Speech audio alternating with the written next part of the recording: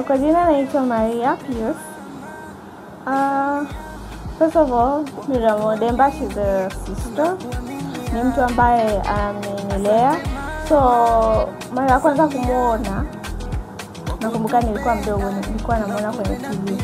Kwanza, urembo wa Miriam Odemba, uzuri wake ni natural kwa sababu kwanza asubuhi akiamka anapenda kula matunda, anapenda kufanya mazoezi. Ndio kitu ambacho kinamfanya anaonekana kuwa na ngozi nzuri. Pia inafanya kutokuzeeka haraka, maana mazoezi yanasababisha usizeeke haraka. Pia kunywa maji mengi inafanya ngozi kuwa vizuri. Ndio maana anaonekana kila siku yuko vile vile, habadiliki.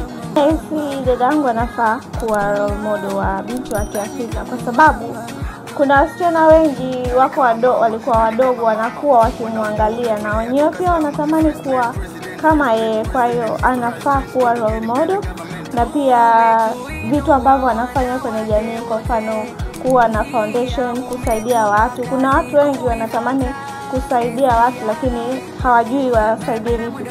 So kupitia foundation yake ni rahisi mtu kusaidia, kwenda kwenye foundation ya Miriam Odemba kusaidia watu wengine. So anafaa kuwa role model.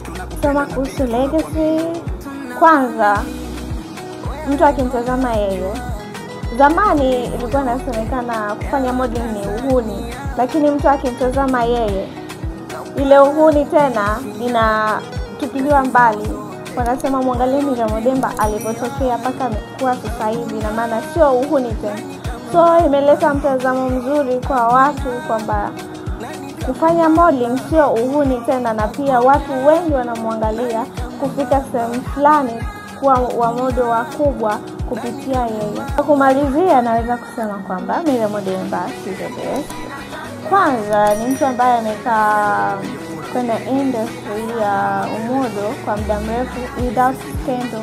Ukiangalia kuna watu wengi wana scandal, but yeye amefika kwenye career yake nzuri, ndo maana kuna watu wengi wanamwangalia. Hiyo ndo kumalizia. So she's the best.